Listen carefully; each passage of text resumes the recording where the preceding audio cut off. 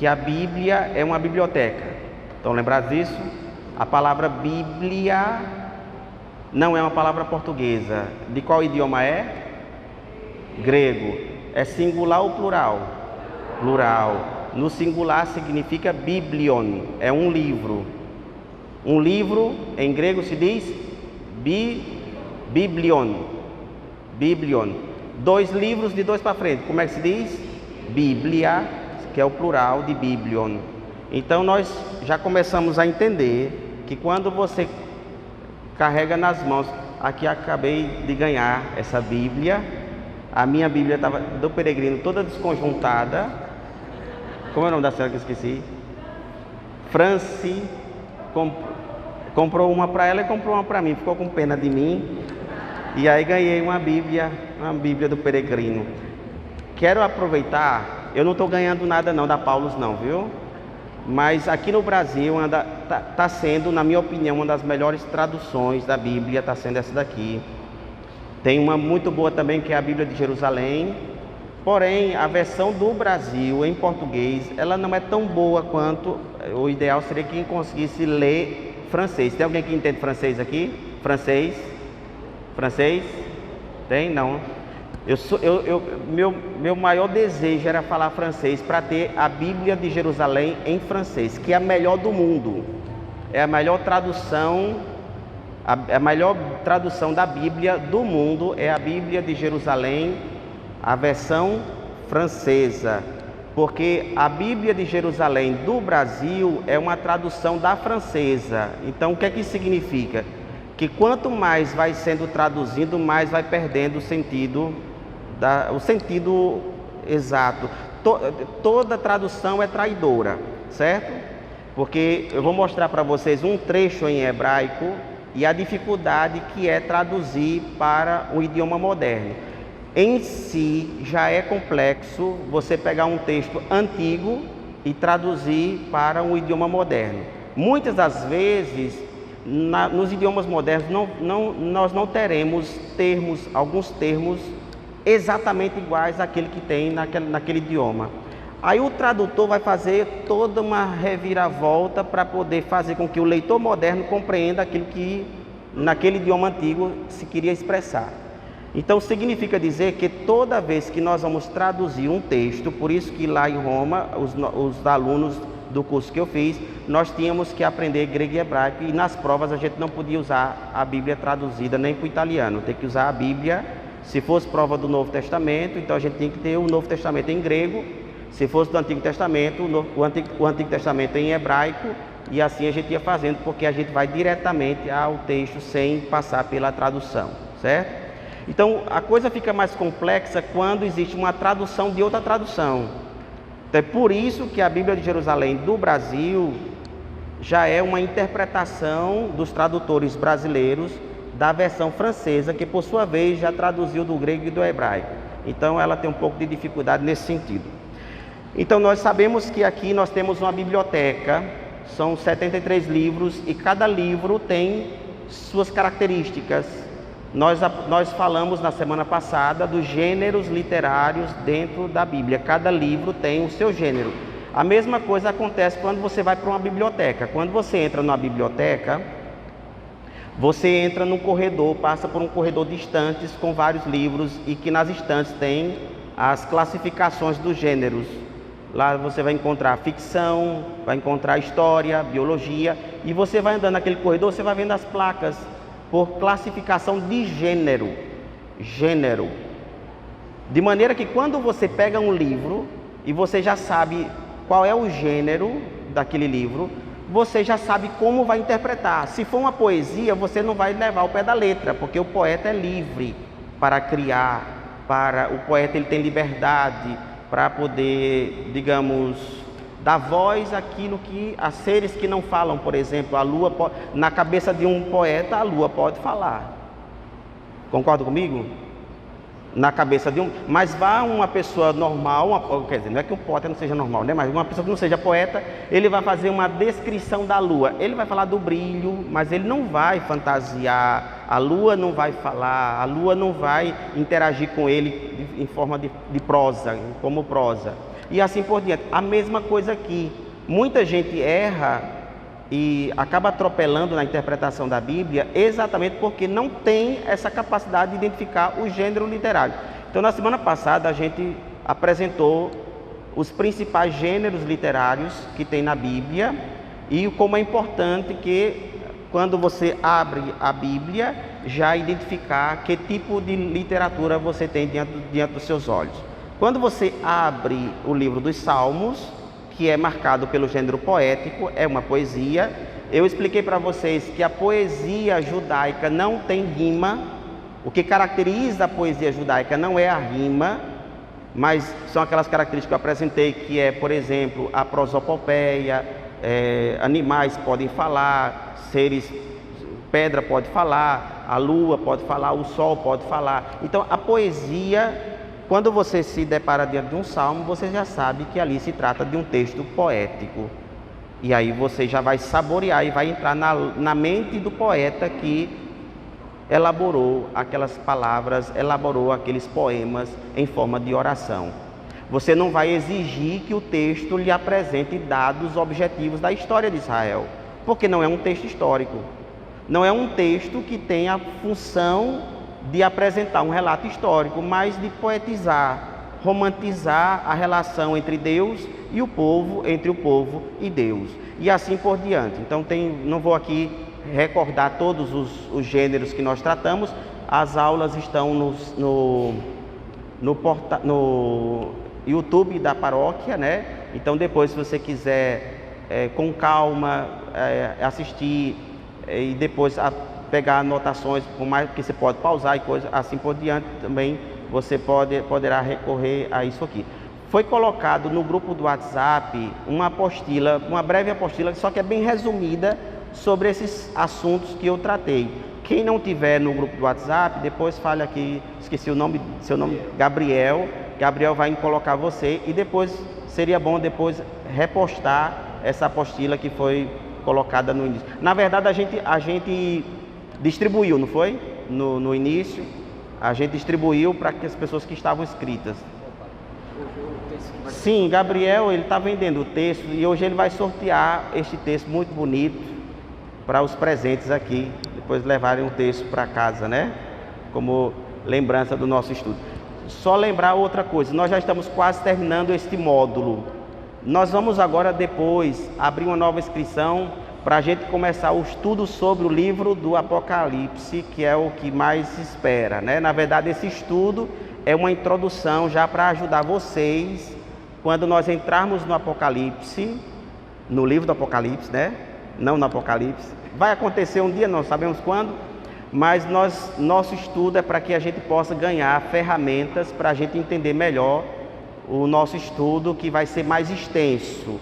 Creio que o estudo do Apocalipse vai ser até o final do ano, porque nós vamos ver um capítulo de Apocalipse por aula, e aí nós vamos entrar nas minúcias de cada capítulo, para que vocês possam ficar doutores em livro no Apocalipse, não ficarem com medo. Eu tenho certeza que, como eu, vocês vão se apaixonar pelo livro, que na minha opinião é o mais bonito, é o livro mais encantador da Bíblia, por causa da beleza e da teologia que está dentro do livro do Apocalipse, certo?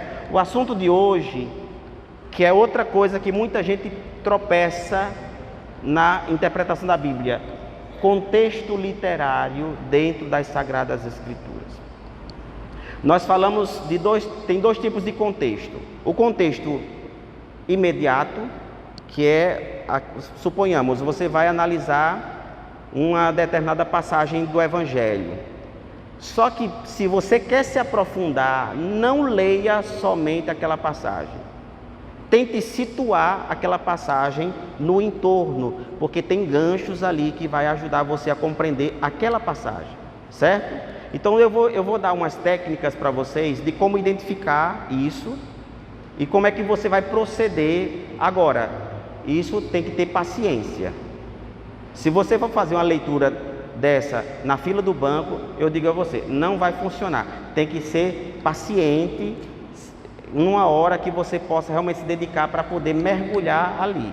eu já expliquei para vocês que essas técnicas que eu estou apresentando, esses pontos que eu estou apresentando, tudo isso eu faço para poder preparar as minhas homilias. Ou seja, eu estou dando a vocês aquilo que é possível fazer para mergulhar e abstrair a ideia central, aquilo que o texto bíblico pretende transmitir para cada um de nós. Depois eu trouxe nessa mala aqui, nessa maleta, algumas sugestões de suportes, que algumas pessoas me perguntaram na semana passada, porque vou falar sobre isso aqui, questão do contexto histórico e cultural. Aí eu trouxe aqui um material para, se alguém quiser ter em casa, é possível hoje comprar, e hoje é muito fácil por causa do Amazon, né? Quem quiser começar a comprar alguma coisa para poder se aprofundar melhor por conta própria no que diz respeito ao estudo da Palavra de Deus. Então, o contexto literário nas Sagradas Escrituras. Então, o contexto não é suficiente que se conheça o gênero literário, ou seja, agora que você já consegue saber qual é o gênero do livro que você está lendo, não basta para você concluir, tirar um estudo satisfatório.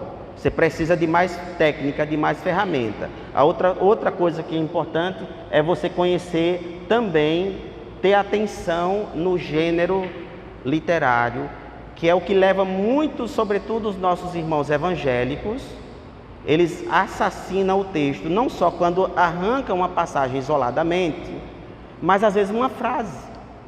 Isso é o que mais me surpreende. Às vezes uma única frase eles mutilam, porque eu chamo isso de mutilar o texto. Porque quando você tira uma frase do contexto, vai servir para qualquer coisa que você quiser.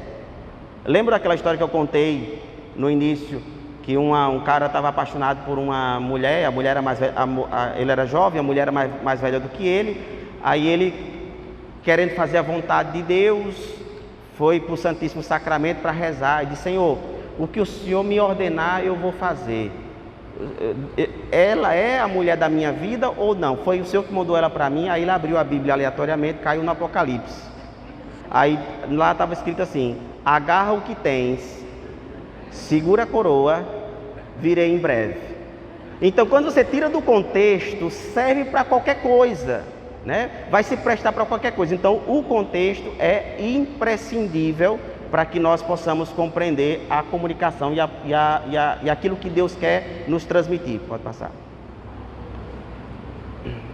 Então, qual é a definição de contexto, né? Contexto literário pode ser definido como um conjunto de elementos. Olha a expressão, um conjunto de elementos, não é apenas um elemento, um conjunto de elementos que serve para ambientar o leitor dentro do texto.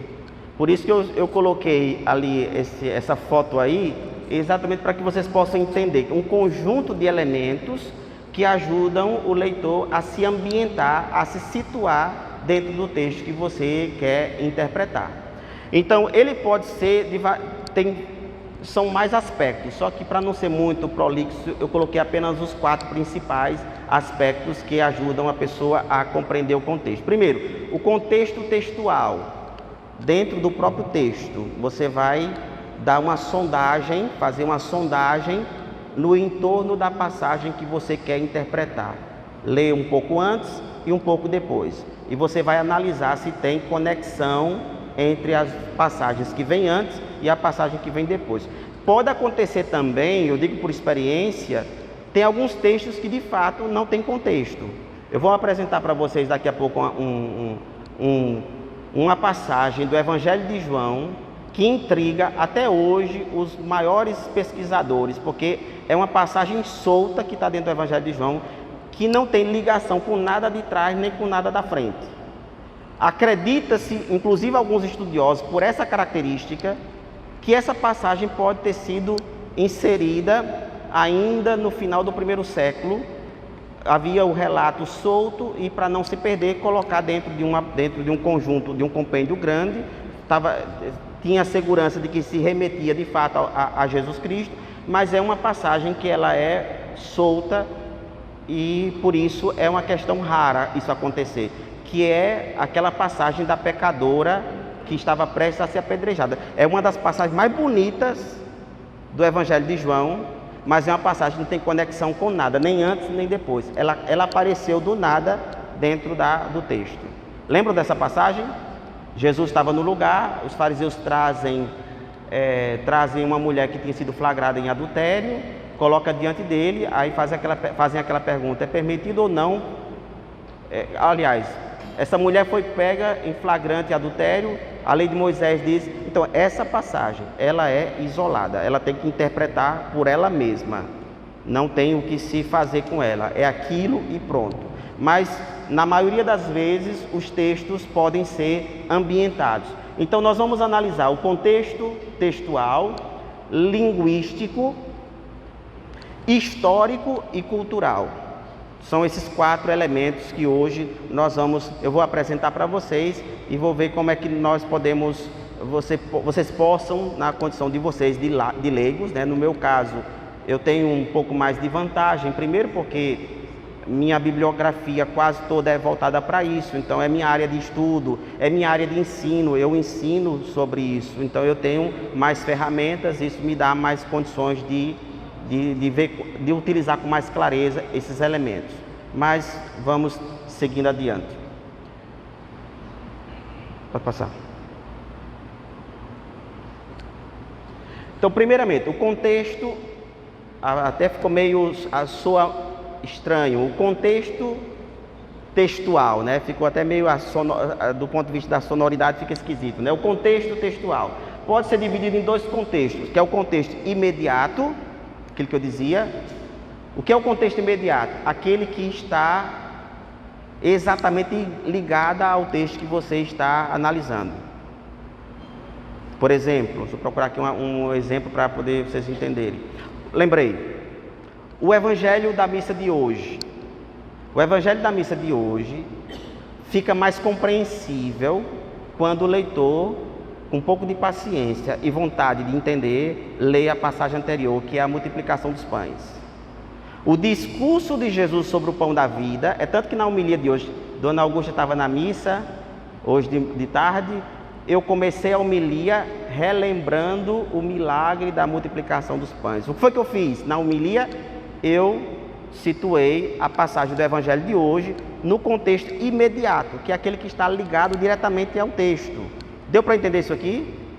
O contexto imediato é aquele que está na beirada do texto que você está lendo. Então, vale a pena você dar uma olhada, dar uma brechada no entorno para você tentar compreender um pouco mais, ter um pouco mais de amplidão. Seria mais ou menos você estar dirigindo um carro, você tem um para-brisa na sua frente, mas você de vez em quando dá uma olhada nos retrovisores. Não é assim que a gente faz? Então, o contexto imediato, você dá uma brechada no entorno para você conseguir se ambientar e saber se posicionar melhor dentro desse contexto imediato. O contexto mais amplo, não sei se eu coloquei aí, tem o contexto imediato, e o contexto amplo é quando você estica o seu arco de, como é que eu posso dizer, de brechada para além daquelas imediações. Você pode até ir para além até do próprio livro que você está lendo. Vou dar um exemplo para vocês de um contexto amplo. Para analisar a paixão de Jesus. É um exemplo que eu acho fabuloso, esse aqui que veio aqui na minha cabeça agora. Eu quero entender a morte de Jesus. Se eu quero entender com profundidade, aí eu vou fazer o seguinte: eu vou olhar o contexto imediato, no entorno do relato da morte. Mas aí eu disse, não, mas eu quero ampliar. É como se você pegasse um zoom, aqueles telescópios que você vai olhar para a lua, você aumenta, estica para você conseguir focar de maneira mais nítida. E você pode abrir o seu leque de observação. Aí o que é que você pode fazer para você entender a paixão do Senhor? No contexto amplo, você pode abrir Gênesis. Olha para onde vai parar no contexto amplo. Vai parar em Gênesis. Outro livro, outro testamento. Em Gênesis, quando Deus diz a Abraão: Abraão, pega teu filho, teu único filho, e ofereça-me em sacrifício. Abraão vai e leva Isaque. Pasmem, olha que semelhança. Isaque leva a lenha nos ombros. Jesus não levou a lenha nos ombros também? Deu para perceber? Começa a esticar. Isaque sobe a montanha levando a lenha do sacrifício. Jesus subiu a montanha do Calvário levando a lenha do seu sacrifício. Quando é na hora do sacrifício, o anjo vem e interrompe. Abraão, não faças isso, porque já provou que você tem fé. Aí Santo Agostinho, fazendo esse contexto amplo, ele concluiu o seguinte: olha a genialidade. Deus, que rejeitou o sacrifício do filho único de Abraão, aceitou o sacrifício do seu único filho. Poupou o filho de Abraão, o único filho de Abraão, mas não poupou seu próprio filho para a salvação da humanidade. Então, olha, quando você abre o leque, você já consegue fazer você pode já fazer uma meditação da paixão de Cristo, tendo como pano de fundo o sacrifício de Isaque. Mas tem mais passagens que caem dentro desse contexto amplo. Quando Deus manda Moisés libertar os hebreus da escravidão do Egito, Deus manda eles pegarem um cordeiro e na noite, na véspera da fuga, da Páscoa, da passagem do anjo terminador, os hebreus deveriam imolar o cordeiro e com o sangue fazer um sinal na parte frontal da porta de cada casa dos hebreus, já como um indício de um sacrifício que vai ser válido e que o sangue será o sinal da libertação.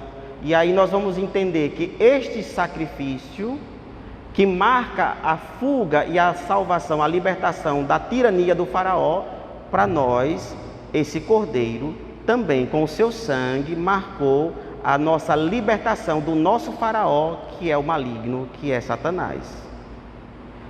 Mais outra evidência. Vamos seguindo em Isaías. Aliás, Ezequiel, no livro do profeta Ezequiel. O profeta Ezequiel, mais uma vez, tudo dentro da paixão. O profeta Ezequiel diz: eis que eu vi do lado direito do altar do templo, uma água que escorria do lado direito do templo. Esta água saía pela parte oriental do templo, pela porta oriental, e ele saía adiante e quando ia saindo do templo ia se tornando uma água caudalosa, uma imensidão de água. Por onde a água ia passando, tudo ia renascendo. E aí nós, ainda dentro da paixão, nós estamos diante do lado direito de Jesus. Ele diz: destruí este templo e eu reerguerei em 3 dias. Do lado direito do templo, Ezequiel diz, do lado direito do altar do templo saiu uma água, e essa água trouxe vida. Jesus disse: destruí este templo e eu reerguerei em 3 dias. E aí na cruz, na morte, quando o centurião fura o lado de Cristo, sai exatamente água do lado de Cristo. E eu esqueci de uma outra passagem. O profeta Isaías escreveu 4 cânticos, nós chamamos de cânticos do servo sofredor, que descreve com maestria todas as dores de Cristo. Não tinha aparência de um ser, todos que passavam viravam a cara, era um renegado, por suas chagas nós fomos curados. Veja o contexto amplo. O contexto amplo vai para além do próprio livro, pode ir até para além do próprio Testamento. Se você está no Antigo Testamento, pode ser que no contexto amplo você consiga ir levantando passagem até chegar no Novo Testamento e vice-versa, conforme eu fiz aqui. Então eu dei um exemplo aqui para vocês de como fazer o contexto amplo. O contexto amplo, repito, você vai esticar o seu olhar. E agora me vem uma coisa, alguém poderia levantar essa pergunta: mas como é que eu vou saber onde é que estão as passagens? É uma pergunta interessante, não é? Não é? Eu tinha um professor lá em Roma que ele era muito engraçado. Como a gente ficava com vergonha de perguntar igual vocês, aí ele criou um aluno virtual. Esse aluno virtual era o mais inteligente, era quem mais fazia pergunta. A gente estava dando aula, às vezes até me assustava, porque ele dava um grito na sala de aula. Mas professore, mas perché questo? Aí fazia a pergunta, né? Mas por quê? Aí ele fazia, é clara a pergunta do vosso colega? Só que o colega era ele mesmo, né, que fazia a voz da gente. Aí a gente começava a ver, isso é exatamente isso que a gente queria perguntar. Então aqui, vou eleger aqui um colega virtual para fazer pergunta no lugar de vocês também. Vou imitar o professor. Então alguém poderia perguntar como é que eu vou encontrar essas passagens para ampliar. Tem um livrinho que a gente chama de chave bíblica. É um livrinho, tem da Paulus, que aí vem com as sugestões de passagens. Mas, se você não quiser comprar a chave bíblica, nas notas de rodapé das Bíblias, das versões, normalmente elas dão essa... A de Jerusalém normalmente dá uma, né? Normalmente as Bíblias ajudam a fazer ao leitor que não é muito da área, que isso é bom, né? Facilita, porque aí você, lendo a nota de rodapé, aí o escritor da nota, o comentador da nota de rodapé vai dizer, conferir, bota lá, abreviado, CF. Isaías tal, aí você vai lá em Isaías tal, para você conseguir fazer ampliar o contexto, você fazer uma olhada de maneira mais ampla, né? Um dos elementos dentro do contexto imediato, eu me estendi demais no contexto amplo. No contexto imediato, para você identificar, tem umas pistas que o próprio texto dá. Por exemplo, quando você encontrar uma passagem assim, no dia seguinte, uma passagem que começa assim, no dia seguinte, significa dizer que essa passagem que vai começar com essa expressão no dia seguinte, está ligada à do dia anterior. Certo? Deu para entender isso aqui? Ou então, diz assim, depois disto, é outra pista, presta atenção, quando vocês encontrarem essas expressões, no dia seguinte, depois disto, noutra ocasião, em seguida, são indícios de que aquela passagem está ligada à passagem anterior e que vale a pena dar uma olhada na passagem anterior. Existe um elemento de conexão que conecta as passagens, certo? Tá claro isso aqui? Todo mundo entendeu? Pode passar.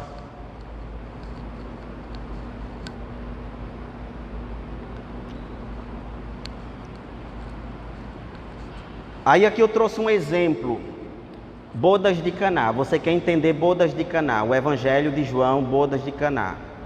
Vou mostrar para vocês aqui um exemplo de como fazer uma análise de um texto dentro do contexto imediato. Esse aqui é o contexto, repita, contexto imediato. O contexto amplo é quando você alarga e você vai procurar fundamentação daquele tema que você quer procurar, que você quer trabalhar, de maneira muito mais ampla, até consultando outros livros e até mesmo fora do próprio testamento que você está lendo. Então, quando você abre em João 2, vamos abrir. Vou inaugurar minha Bíblia, cheirando a novo.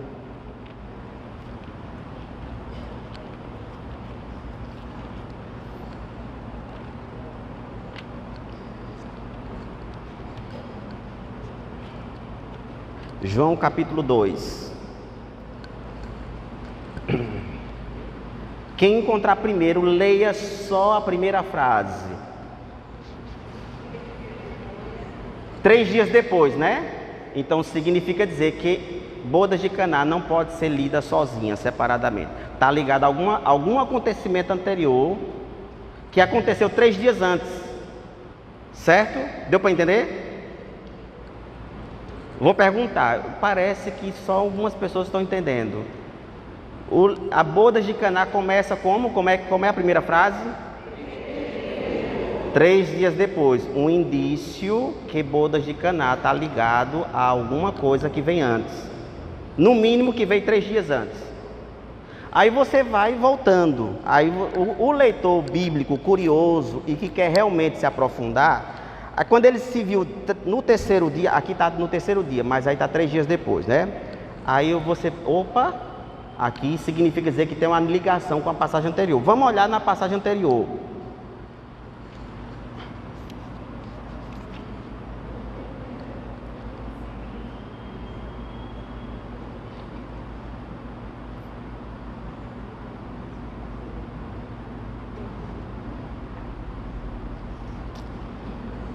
Versículo 43. No dia seguinte, ou seja, vamos voltar mais um dia. Tá vendo? No dia seguinte. No versículo 35. No dia seguinte. Então a gente vai voltando até parar esse negócio no dia seguinte, viu? Até parar. Tudo isso aqui é um bloco único que não pode ser quebrado, tem um sentido, tem uma razão de João ter feito dessa maneira. Oi? 39, né? 29. 29, no dia seguinte, ou seja, vamos voltando até chegar, e aí nós vamos começar no versículo 19, que é o testemunho de João Batista, ou seja... Oi? Hã? Então, o testemunho de João Batista, no versículo 19. Capítulo 1, versículo 19. Aí, finalmente, nós conseguimos no início da meada. Porque, olha para o texto de vocês. Como é que começa o versículo 19? Como é que começa? Ou seja, começa daqui. A nossa investigação vai partir daqui e vai terminar em bodas de Caná, certo? Então, vamos tentar reconstituir. Eu vou adiantar para vocês, porque para a gente ganhar tempo, dá uma semana exata. É uma semana exata. E eu digo para vocês, confiem em mim, não foi por acaso que o evangelista João fez isso. Tem uma razão de ser. Primeiro, porque o 6º dia, bodas de Caná, aconteceu no 6º dia após o testemunho de João Batista. Certo? Vou recapitular. Primeiro dia, João Batista dá testemunho de Jesus. Segundo dia, Jesus passa no rio e João Batista diz: eis o Cordeiro de Deus que tira o pecado do mundo. 2 discípulos vão até Jesus: mestre, onde moras? Foram e ficaram com ele aquele dia. Era a 4ª hora do dia. No dia seguinte, 3 dias, terceiro dia, os discípulos vão chamar Natanael. E Natanael, no 4º dia, se encontra com Jesus. E aí vem quando, no 3º dia, ou seja, no 6º dia da semana, Jesus vai, aí dá um pulo. Do 4º dia, pula para o 6º dia, certo? Agora, por que João fez dessa maneira? Primeiro, para a gente entender bodas de Caná, nós temos que voltar agora, sair do contexto imediato para o contexto amplo. O que foi que aconteceu numa semana? No 6º dia, lá em Gênesis, o que foi que aconteceu? Criou o quê? No 6º dia? A humanidade. Depois que ele criou a humanidade, o texto diz que Deus fez uma aliança com a humanidade e ordenou que aquele casal deveria multiplicar-se. Jesus está numa festa de aliança, de casamento, certo? No 6º dia, Deus criou a humanidade e no 6º dia, Deus fez uma aliança conjugal com a humanidade. Sejam fiéis a mim e eu serei fiel. É o que acontece no casamento, certo? É o que acontece no casamento. Aliança conjugal. Então, em bodas de Caná, todo o ritmo que João vai narrando vai desembocar que todo o testemunho de João Batista, o início dos seguidores de Jesus, vai culminar na formação da igreja, que a igreja é, segundo Apocalipse, a esposa do Cordeiro. Está dando para entender isso aqui? Então começa com João Batista, mas tudo vai desembocar no matrimônio. E esse matrimônio, o noivo é Jesus. É Jesus o noivo. Por isso que no casamento de bodas de Caná, vocês já viram um casamento que o noivo e a noiva some? Não menciona noivo nem noiva. Porque João é um evangelho teológico. João, ele habilmente, ele queria transmitir mais do que um relato, mais do que uma descrição de uma festa de casamento, ele queria transmitir uma mensagem teológica. Ele queria transmitir uma ideia teológica e ele conseguiu fazer isso de maneira brilhante.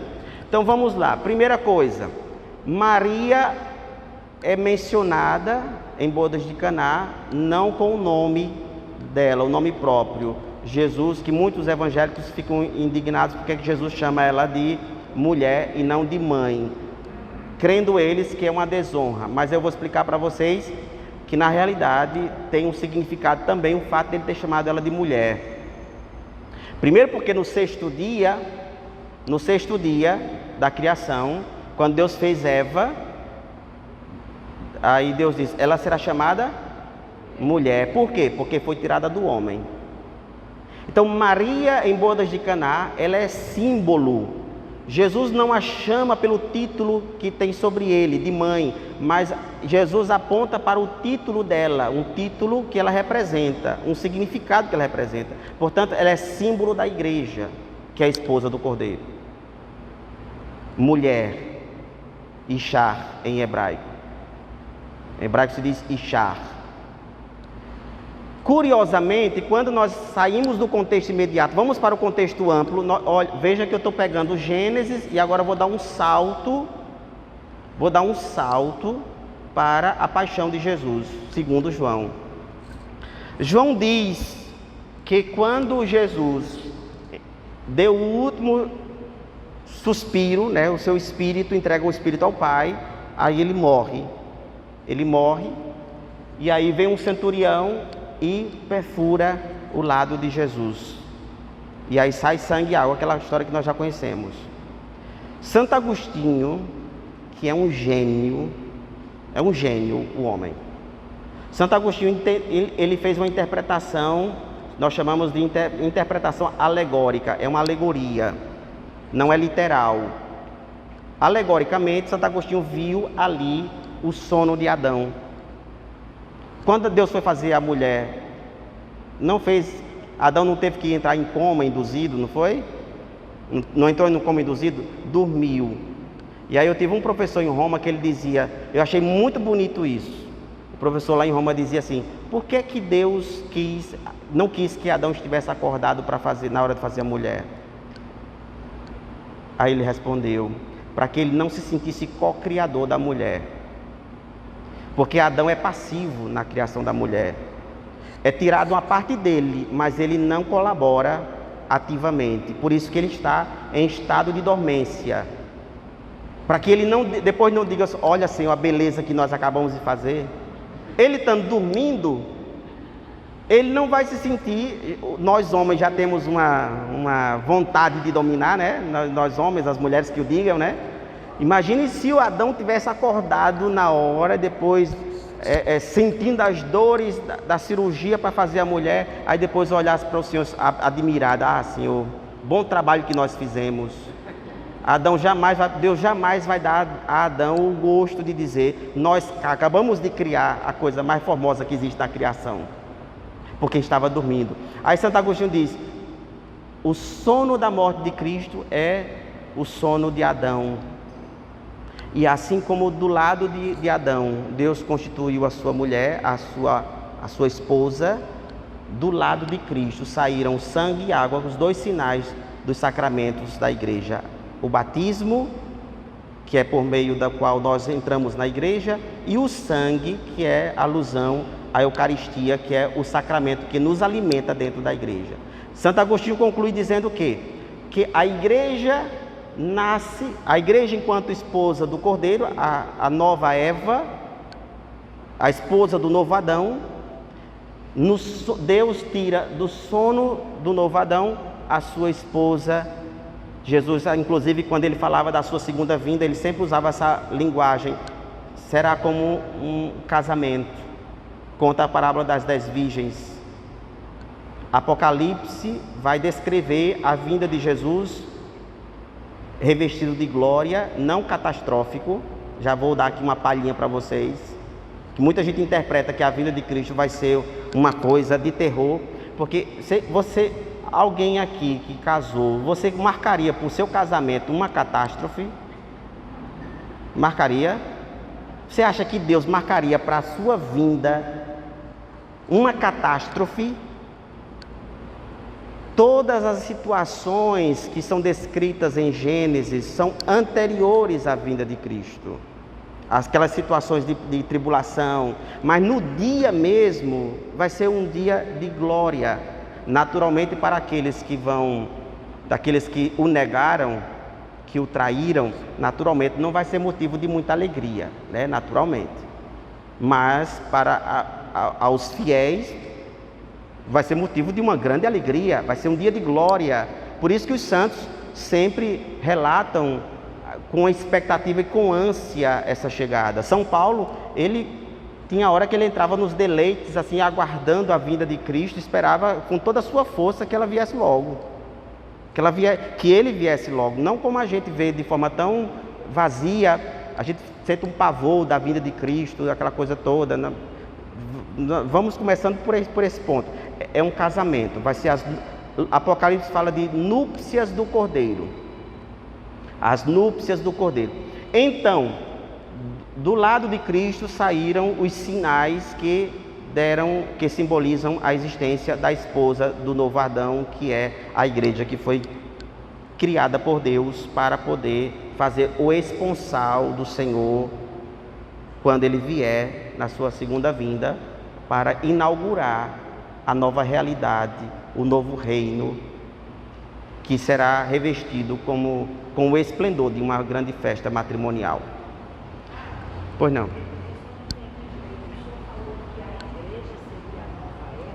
Sim. Exatamente, porque Maria e a igreja, é tanto que quando vai mencionar as duas figuras, a pergunta dela é muito boa. Ela fez a pergunta seguinte, que normalmente Maria é quem é a nova Eva, né? A nova Eva. Na verdade, as duas figuras, por isso que em bodas de Caná, Maria não é apresentada com o título de mãe, mas de mulher, porque ela ali não está na função materna, não é evocada na sua função materna, mas naquilo que ela simboliza. Ela é símbolo da igreja. Por isso que lá em Apocalipse, capítulo 12, quando vai falar da mulher e o dragão, a mulher que estava grávida, prestes a dar à luz, e que havia um dragão, o inimigo, que estava na espreita para devorar a mulher, e a mulher é arrebatada. Toda aquela descrição, todos os estudiosos, inclusive Santo Agostinho também faz esse comentário, eles dizem que aquela mulher do Apocalipse tanto representa Maria como a igreja, porque as duas figuras, a função das duas figuras se entrelaçam. Eu acho isso interessante porque nossa religião, nossa igreja, embora seja predominada pelo poder masculino, porque a hierarquia toda é masculina, mas o símbolo da igreja católica é a figura mariana. Porque na realidade, embora para nós é muito claro sempre que Maria não é uma divindade, eu desafio qualquer um a dizer aqui, que eu escuto algum padre dizer que Maria é uma deusa, uma divindade feminina. Para nós é muito claro, Maria ela não é uma divindade, mas ela é a expressão da igreja. Quando João, ao pé da cruz, que eu vou mostrar isso daqui a pouco, coloca Maria ao pé da cruz, e aí Jesus usa a mesma expressão, mulher, eis aí o teu filho, filho, eis aí a tua mãe, porque mais uma vez Jesus a vê não como sua mãe, mas como aquilo que ela simboliza, a igreja, de maneira que o discípulo amado de Jesus é aquele que recebe a sua mãe em sua casa, ou seja, a comunidade dos discípulos amados é aquela comunidade que carrega consigo a própria mãe do Salvador. Por isso que tem essa conexão no Evangelho de João, de unir a igreja joanina, nós chamamos da igreja do discípulo amado, e a mãe do Salvador, como sendo duas figuras que estão ligadas uma coisa à outra. Apocalipse vai mostrar mais estreita ainda essa conexão entre Maria e a comunidade cristã. Maria e a comunidade cristã. Então, em bodas de Caná, Maria está lá presente, mas Jesus volta a insistir. Ao referir-se a ela, refere-se a ela não com o título materno, mas com o título, com aquilo que ela simboliza.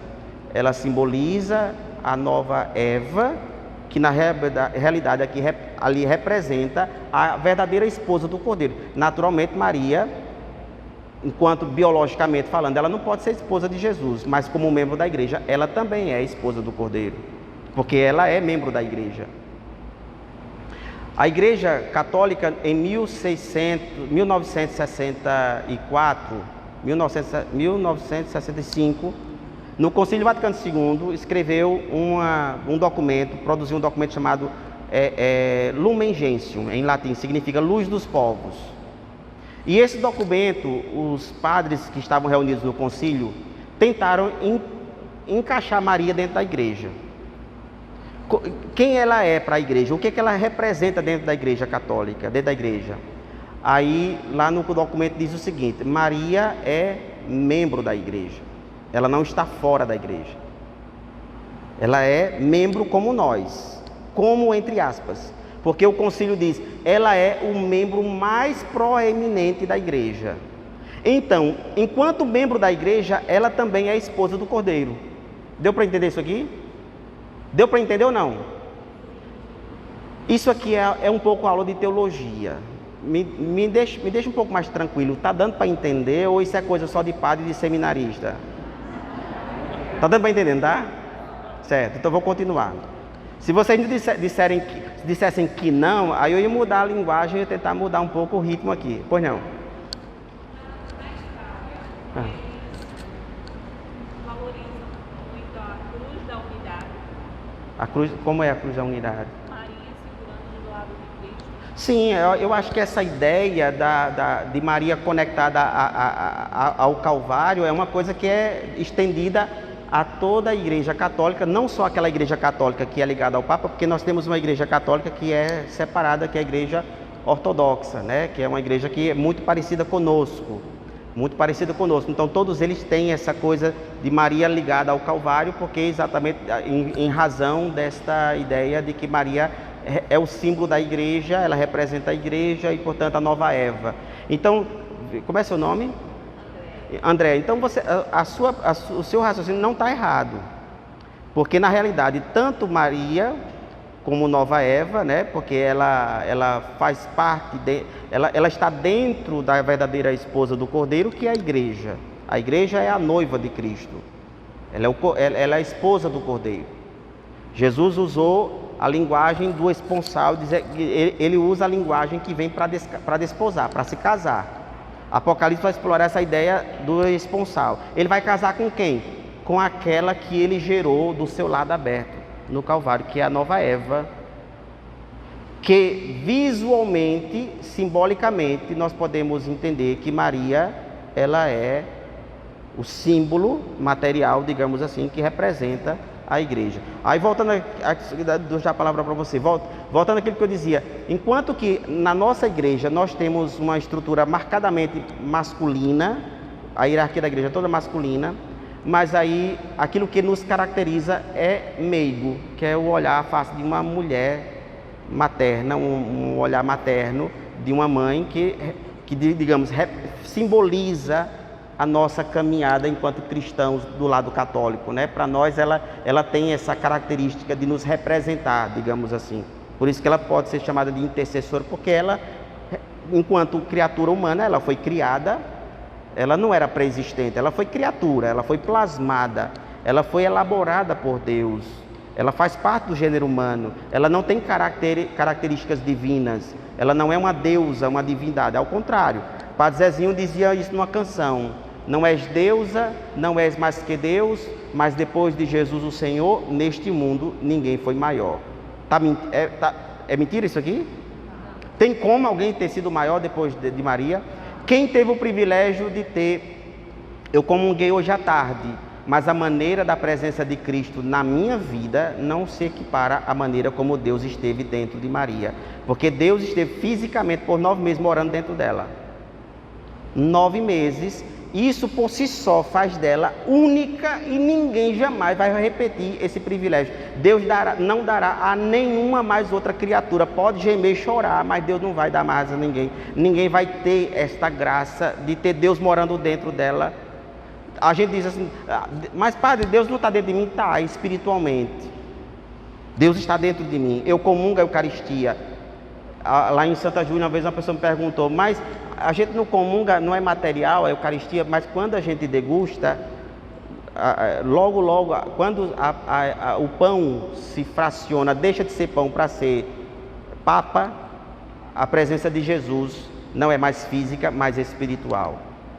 A presença de Cristo Eucarística em mim é espiritual, diferente da presença de Jesus por 9 meses dentro de Maria. Ela foi casa do Altíssimo, tabernáculo do Altíssimo, morada do Altíssimo. Se a Arca da Aliança, feita de madeira, ninguém podia tocar na Arca da Aliança, que era feita de madeira, só porque dentro dela tinha o cajado de Moisés e alguns pães ázimos, porque Deus tinha tocado na tábua da aliança que estava dentro, já era motivo para ninguém tocar na Arca da Aliança, só os levitas podiam carregar.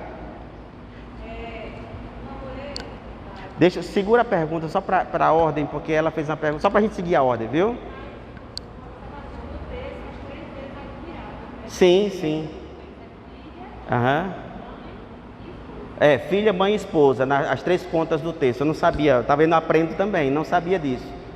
Agora...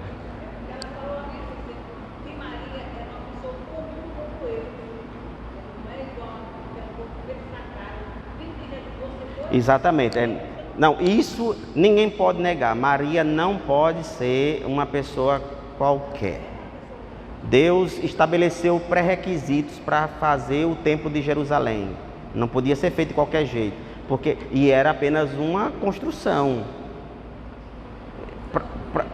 Oi? São José também. No Advento, porque no Advento eu estava ajudando lá em Santo Antônio de Lisboa, né? O padre estava lá doente, mas eu fiz uma homilia lá sobre São José, que é como eu vejo José, um homem de grandioso, que eu não vou aqui, senão vou perder, assim, vou sair do ramo. Mas é outra figura também de uma grandeza fascinante, né? Mas só para a gente voltar à questão do contexto, o contexto imediato e o contexto amplo. No contexto imediato, nós chegamos ao 6º dia. As bodas de Caná aconteceram 6 dias após o testemunho de João Batista. Foi quando tudo começou. A história começa com o testemunho de João Batista e vai terminar na cruz. Terminando na cruz, ali a esposa do Cordeiro virá à luz. Será dada à luz a esposa do Cordeiro, a nova Eva. E o primeiro sinal, o primeiro milagre de Jesus, segundo o Evangelho de João, é bodas de Caná. Porque o primeiro sinal é bodas de Caná e o último sinal é o sinal da cruz. E Maria está presente, tanto na abertura como no final. Tanto em bodas de Caná, Jesus se dirige a ela como mulher, como lá na cruz, mulher, eis aí o teu filho. Mulher, eis aí o teu filho. Fazendo exatamente essa demarcação, digamos, enquadrando, emoldurando, dando um contorno de Maria, ligando ela claramente como símbolo da própria comunidade fiel, que é a noiva do Cordeiro, a esposa do Cordeiro. Mas ainda tem mais detalhes aqui em bodas de Caná. Jesus enche 6 talhas, mais uma vez, 6 talhas de água, mais uma vez o numeral 6, 6 talhas de água, e a água é convertida em vinho. Na véspera de sua paixão, ele converte o vinho em... Pode terminar, que é isso mesmo. Vocês fizeram assim, é isso mesmo, sangue. Vamos acompanhar. Em bodas de Caná, Jesus converte água em vinho. na véspera da paixão, transforma o vinho em sangue, que é a antecipação da doação de sua vida e quando de fato acontece a formação da sua noiva, que é aquela por quem Cristo dá a sua vida. Jesus estava dando a sua vida pela sua noiva, que acabou de surgir do seu lado aberto, assim como Adão cedeu um lado de si para fazer sua esposa. Deus leva seu filho ao sono da morte, e do seu lado plasma a sua esposa, a esposa do Cordeiro, a nova Eva. E Maria estava lá como símbolo desta, porque, volto a insistir, Maria faz parte da igreja, certo? Enquanto geratriz, ela é mãe. Enquanto membro da igreja, ela é esposa do seu filho. Deu para entender? Vou repetir. Enquanto geratriz, ela é o quê? Mãe. Mas enquanto membro da igreja, ela é esposa, fiel, que permanece até quando a coisa está ruim, ela está ao pé da cruz. Como a igreja fiel de Cristo deve permanecer fiel ao pé da cruz. Mesmo quando o mundo está caindo, a igreja fiel tem que estar como Maria, de pé junto à cruz. Está claro isso aqui? Deu para entender como a gente deu um voo só olhando o contexto? Viu? Contexto imediato, contexto próximo e o contexto amplo. Pelo contexto amplo, aí nós conseguimos, aí bodas de Caná nunca mais vai ter o mesmo significado depois que a gente olha o contexto. Concordam comigo? Nunca mais bodas de Caná vai ter o mesmo significado. Nós vamos agora olhar como uma coisa muito mais bem elaborada, de um significado muito maior. Até então, creio que muitos de vocês imaginavam que era apenas um milagre qualquer que Jesus fez no dia de casamento e coisa e tal. Não, tem uma mensagem teológica escondida dentro das bodas de Caná. Pode passar. Pode.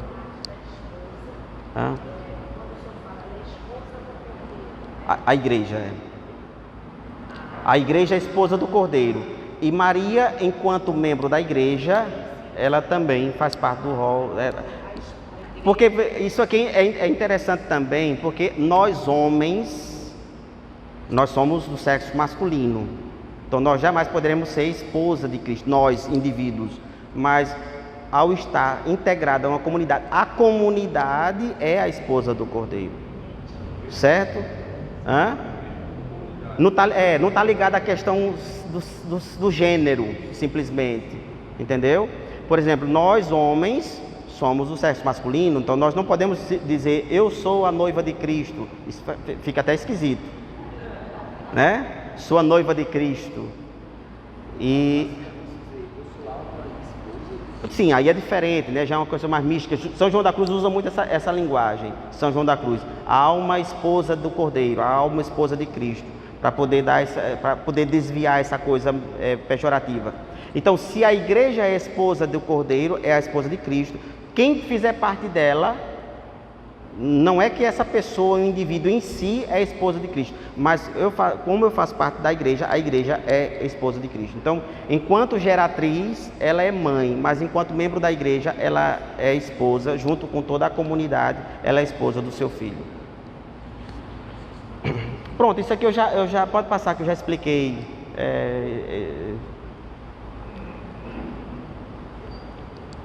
Pode passar também. Tudo isso aqui que está escrito aqui foi toda essa volta ao mundo que eu dei, está resumido aqui. Agora, alguma dúvida sobre o contexto imediato e o contexto amplo? Não? Sim. Gênesis. Quer pegar?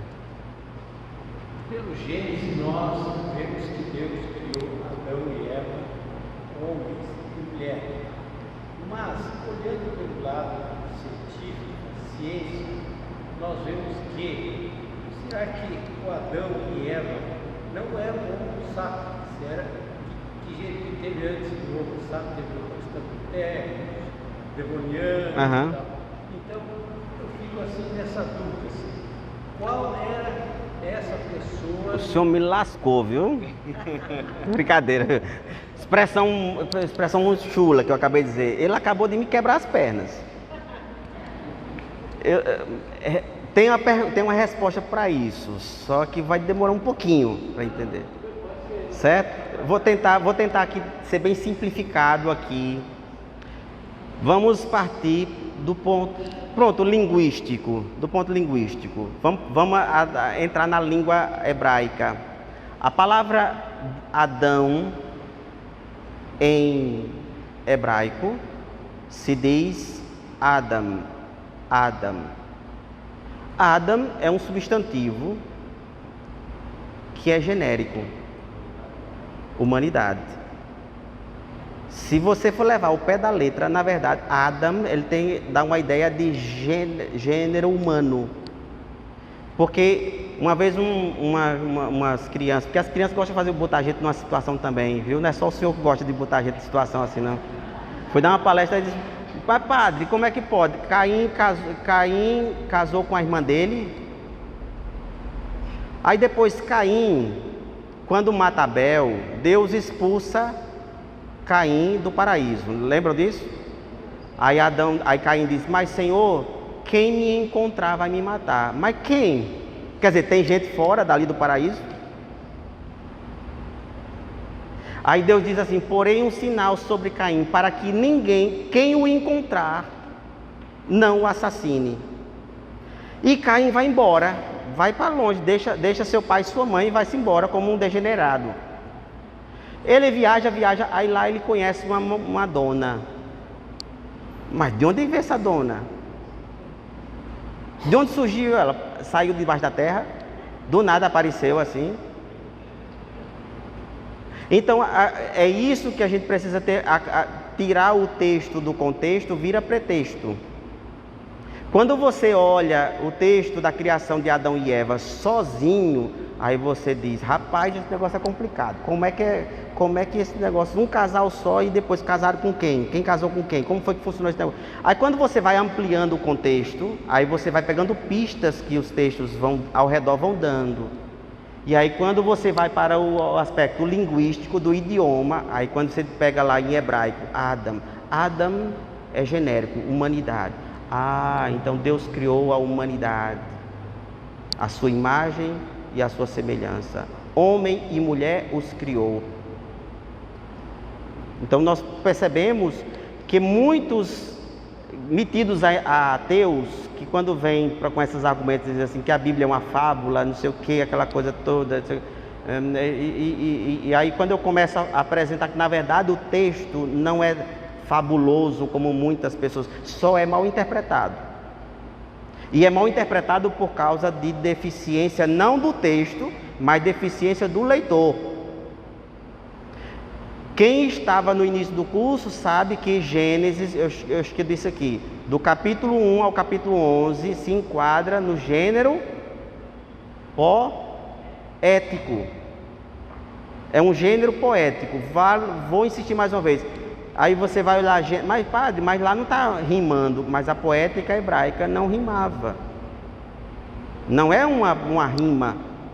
O que caracteriza a poética judaica antiga era a prosopopeia, figura de linguagem, vários elementos que eu já apresentei no passado, no início do curso, que caracterizam o gênero poético, que é quando nós lidamos com o capítulo 1 de Gênesis até o capítulo 11 de Gênesis, nós temos um pouco mais de fluidez, de tranquilidade, porque nós temos que entender o sentido alegórico, figurado de muitas expressões que nós vamos encontrar em Gênesis. Está claro aqui?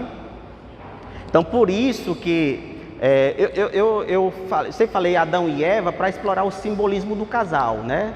Para poder explorar o simbolismo do casal. Mas, exegeticamente falando, do ponto de vista da investigação bíblica, nós, entrando no aspecto linguístico, da linguagem do texto, nós chegamos a outras conclusões interessantes.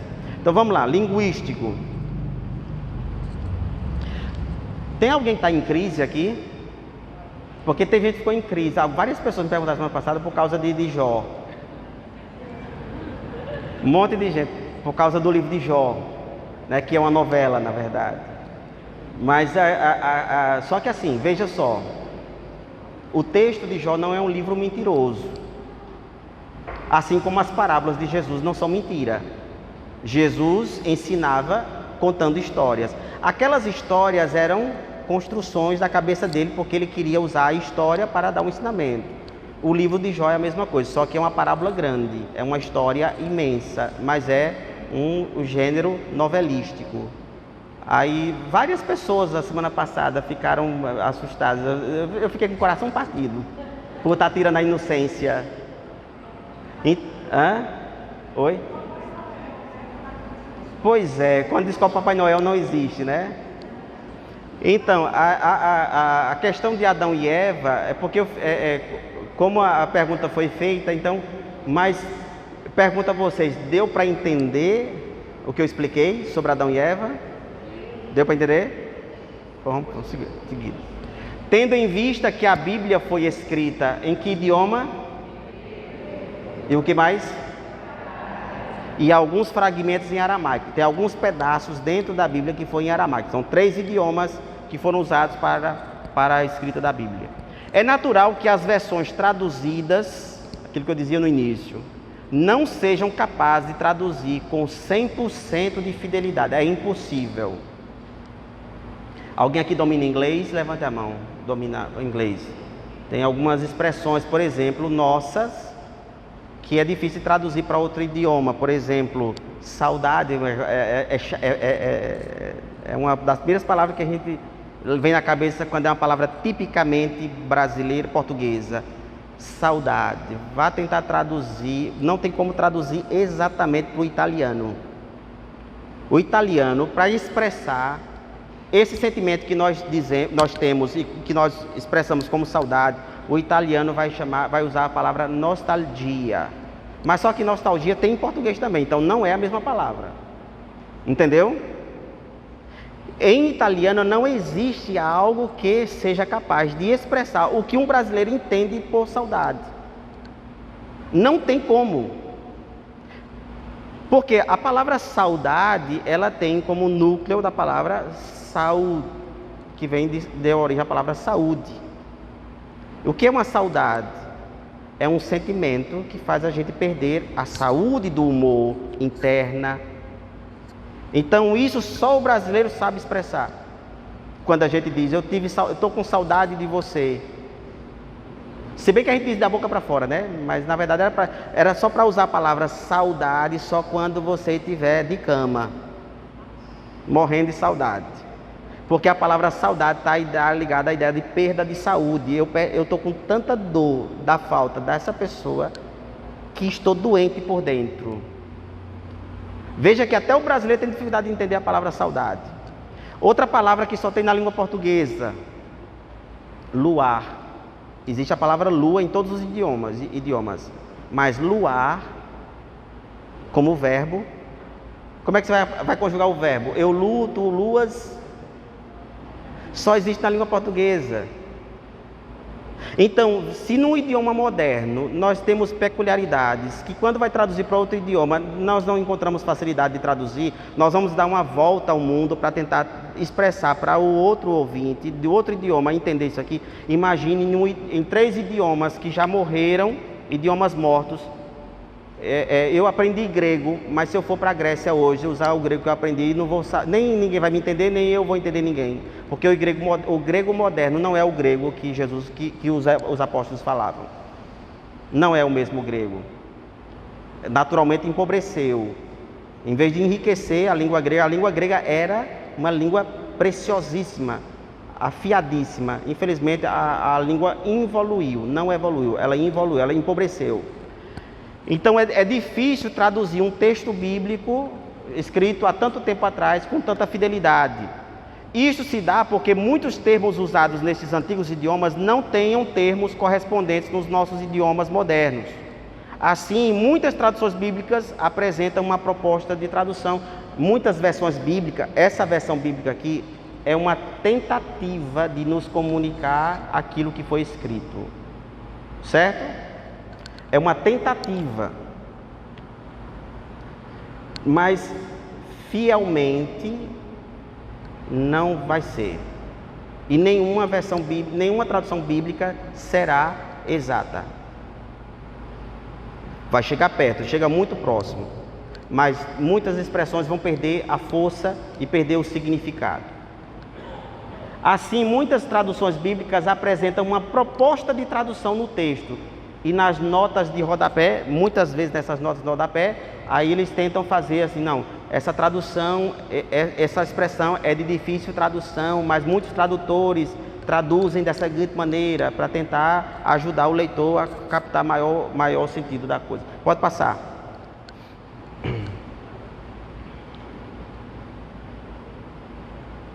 Eu vou dar uma demonstração de como fazer.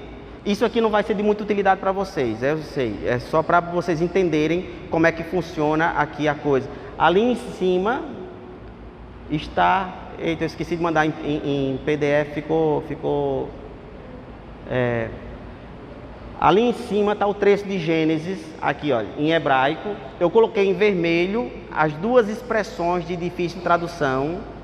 E aí eu coloquei a proposta de tradução lá em vermelho também. Aí eu vou explicar para vocês como é que funciona isso aqui. Isso aqui eu vou ser rápido, porque isso aqui não vai ser de utilidade para vocês, porque vocês não conhecem a língua hebraica, né? Só para vocês pelo menos ouvirem o som da língua hebraica.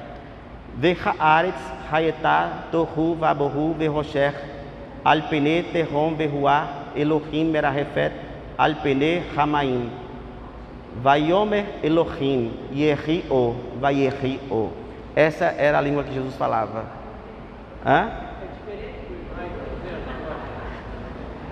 E Deus disse.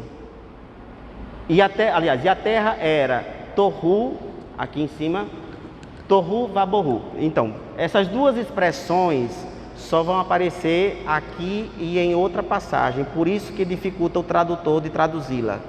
Porque quando é um termo que é muito comum, você pelo contexto você vai entendendo. Então, normalmente essas duas expressões, elas trazem muita dificuldade para traduzir, que aquele versículo da Bíblia diz assim, e a terra era disforme ou caótica, vazia ou caótica, e o Espírito de Deus pairava sobre a superfície das águas, e Deus disse, seja a luz.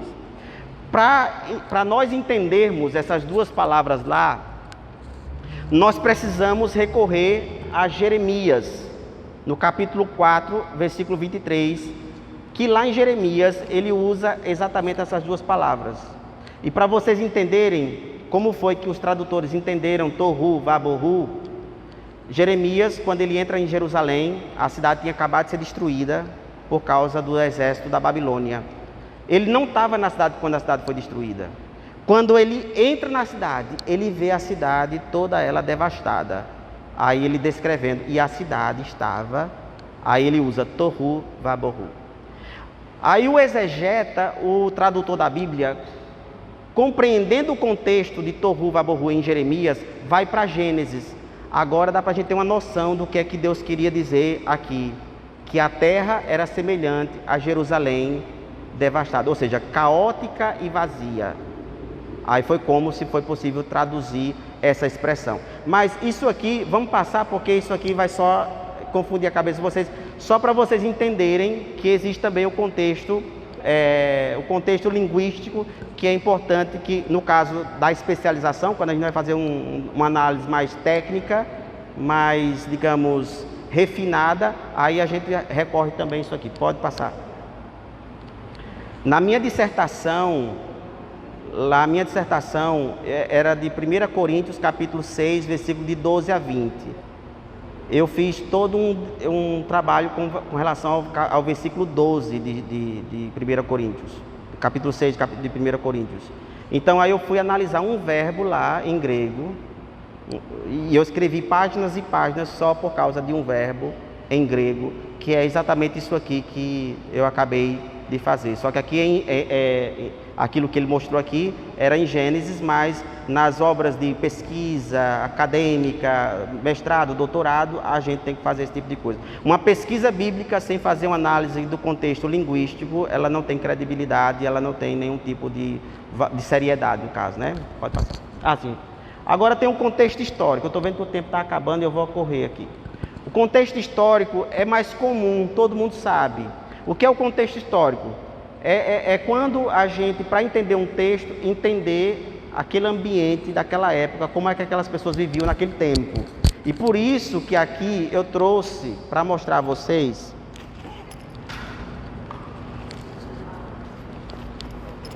Olha, isso aqui, quem quiser, terras da Bíblia, para aprender como era viver na Terra Santa, com figuras,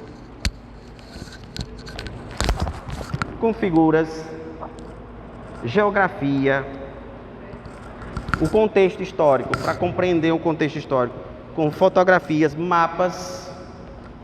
Isso aqui ajuda a compreender um pouco. Outro, os usos e costumes. Aqui é mais para aprender a cultura, os elementos culturais. Então, de vez em quando eu estou fazendo a homilia, aí eu começo a falar sobre como era antigamente, como é que fazia as coisas antigamente. Por quê? Porque é importante você pegar o contexto histórico. E esse livro aqui, ele é muito bom também. Isso é o que eu encontrei na internet sobre. E esse livro aqui, dá uma olhada. Esse negócio de internet, de celular, dá um medo, não dá?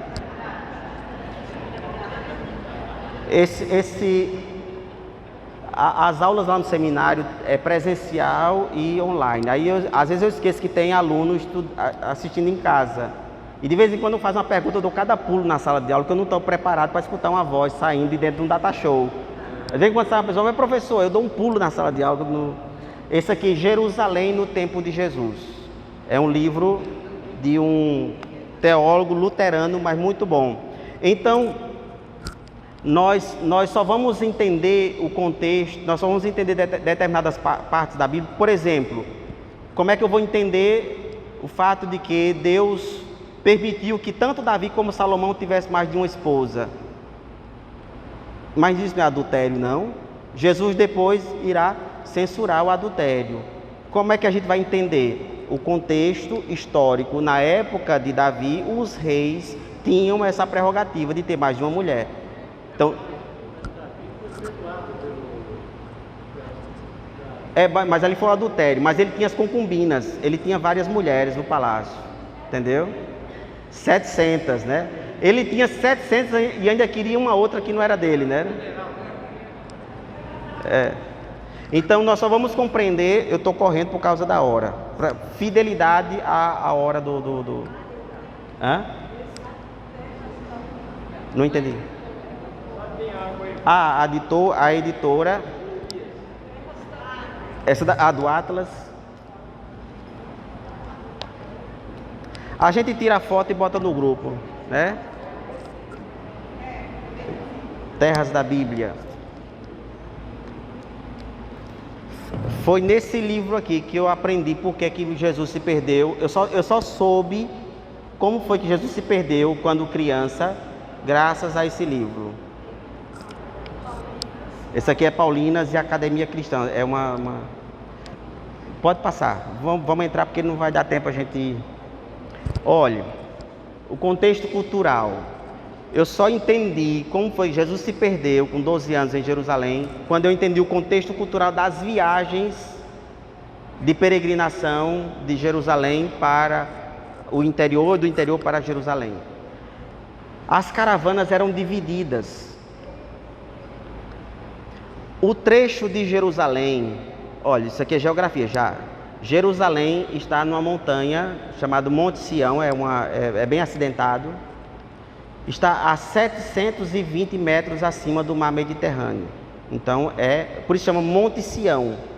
Então, é em cima. A viagem da Galileia tinha como parada de roteiro a cidade de Jericó. Jericó é uma depressão, 300 e poucos metros abaixo do nível do mar. Somando, dá mais de 1000 metros de altura, de Jericó para Jerusalém. É um oásis, que é perto do rio. Então é num buraco. E é muito mais quente do que em Jerusalém. Então, o trajeto é um trajeto acidentado e muito perigoso, não só por causa da geografia, mas também por causa dos bandidos, dos salteadores que ficavam atrás das rochas, porque normalmente esses peregrinos iam com dinheiro. Então, eles aproveitavam as peregrinações para poder atacarem. Então, as caravanas, elas faziam o seguinte: os idosos, embora fossem dispensados pela lei de Moisés, os idosos que moravam longe não eram obrigados a ir para Jerusalém, mas a gente sabe como é idoso, que não cede, né? Os idosos faziam, muitos idosos batiam o pé, eu vou adorar o Senhor em Jerusalém, ninguém me segura. Então a família levava o seu idoso. O idoso caminha mais devagar, ele atrasa a viagem. Se os idosos ficassem atrás, as pessoas, sem se dar conta, andavam e os idosos ficavam para trás, e aí uma fração da caravana ficava exposta aos bandidos ou até se ferirem. Então os idosos iam na frente, porque eles ditavam o ritmo da caminhada, ninguém passava à frente do idoso. Então, se alguém andava apressado, tinha que ter calma, são eles quem vão ditar o ritmo da caminhada. Os homens fortes, não é o meu caso, os homens fortes ficavam atrás, porque normalmente os ataques dos salteadores vinham de trás, para surpreender os peregrinos que vinham atrás. Então é provável que José fizesse parte da caravana de trás. E as mulheres e as crianças ficavam no meio, entre os idosos à frente, as mulheres e as crianças menores no meio, e os homens mais fortes atrás com seus bastões, para poder garantir a segurança da caravana. É provável que Jesus tenha aplicado a peça na hora que a caravana foi distribuída, porque Jesus, com 12 anos, ele era adolescente, ele tanto podia estar com o seu pai como podia estar com Maria. Nas outras caravanas não, ele tinha que necessariamente estar com Maria. Está dando para entender isso aqui?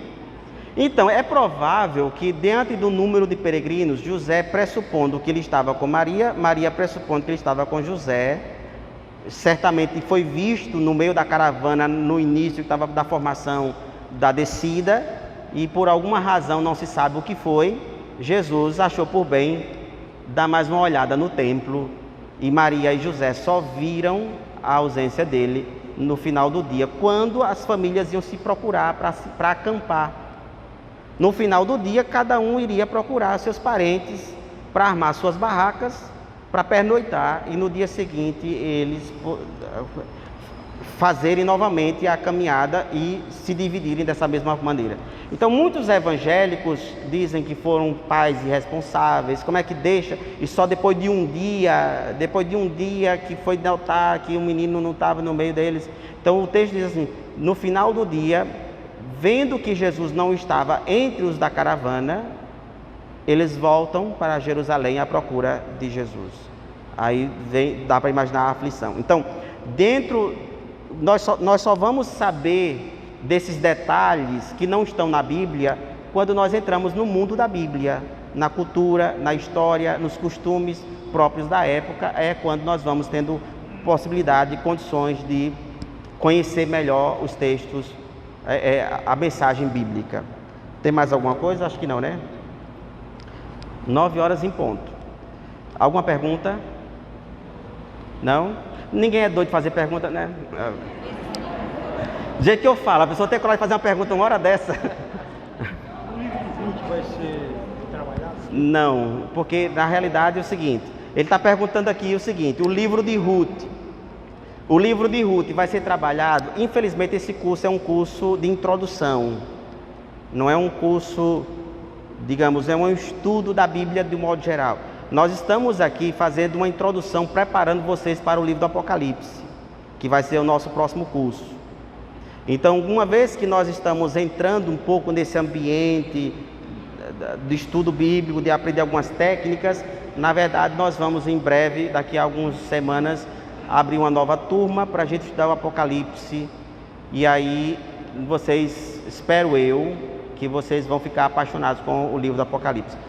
Eu imagino que o senhor perguntou de Ruth por causa de Jó, mas alguém já tinha feito essa pergunta semana passada. O único livro que é enquadrado como gênero novelístico é de Jó, certo? Aí alguém semana passada perguntou, a história de Ruth aconteceu? Aconteceu, é um livro histórico. Que mais? De Tobias, também é considerado livro histórico, a história aconteceu. Esté, a rainha Esté, também é histórico. Agora, o livro de Jó é chamado de novela, é um gênero novelístico, que muita gente creio que imaginava que novela era coisa da Globo, mas novela é coisa antiga, já havia naquele tempo, certo? Mais alguma outra pergunta? Não, né? Eu também aconselho vocês não me perguntarem mais.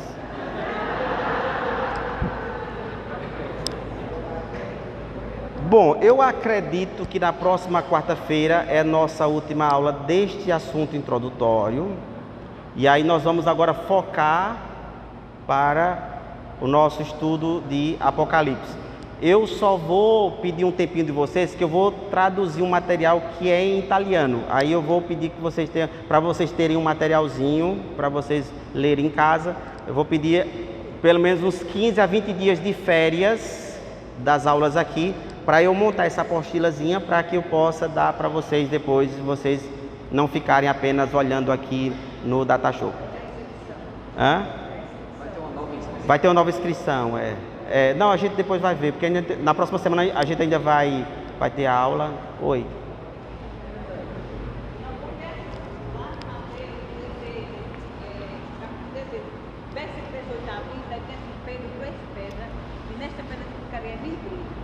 Aí o evangelho disse que não tinha nada a ver com a igreja, isso aí era uma coisa que não existia. Tá. E começou no Novo Testamento. Cita o nome igreja, né?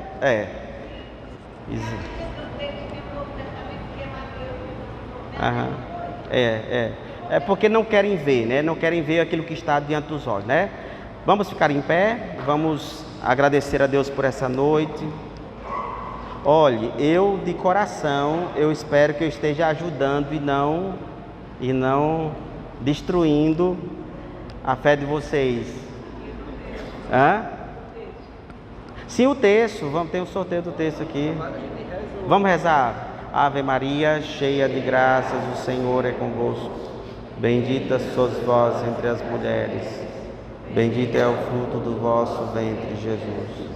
Santa Maria, Mãe de Deus, rogai por nós, pecadores, agora e na hora de nossa morte. Amém. Em nome do Pai, do Filho e do Espírito Santo. Só um último testemunho. Olha, eu digo para vocês, a minha fé mudou depois que eu estudei a Bíblia de maneira mais técnica, porque eu aprendi a tirar o substrato da Bíblia e de me deter naquilo que Deus realmente quer comunicar. E muitas das vezes a minha experiência com a palavra de Deus, ela é diária, porque todo dia preparo a homilia, e todas as vezes que eu estou na missa fazendo a homilia, muitas das vezes eu me emociono com coisas que Deus me faz dizer na hora que eu não tinha programado antes. Então a palavra de Deus se tornou algo tão forte na minha vida, que eu vivo ela faz parte da minha vida.